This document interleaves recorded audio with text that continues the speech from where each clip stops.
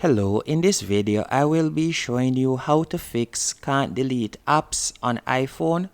Typically, to delete an app on your iPhone, all you'll have to do is simply press down on the app that you want to delete, and you would normally see the option remove app, and you'll tap on that, then you'll select delete app.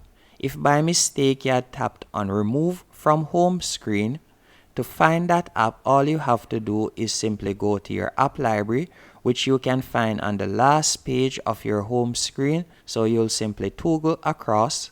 Then from here at the top, you'll simply type in the app name, as you can see right here. And all you'll have to do is simply tap on the app. Then you'll pull it back on the screen. And from here, as I said earlier, you would give it a long press, then tap on remove app, then select delete app, then tap on delete again.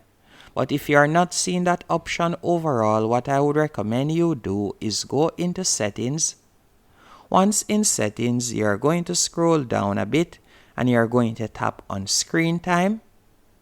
And after going into screen time, you are going to scroll down and you are going to see content and privacy restriction.